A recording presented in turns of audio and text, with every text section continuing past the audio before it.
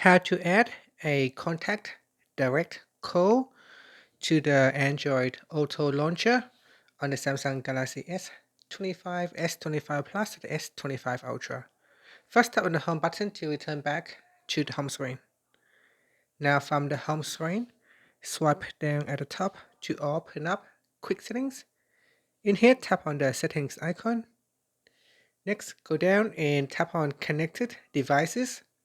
Now from here, we then go down and tap on Android Auto. Next, scroll down and then tap on Customize Launcher. In here, tap on Add a shortcut to the launcher and then choose Call a Contact.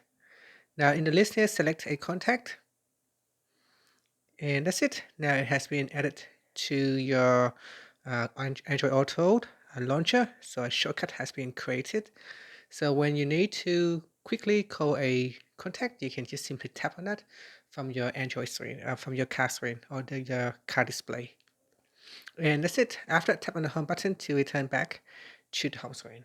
Thank you for watching this video. If you find it helpful, please like and subscribe to my channel for more videos.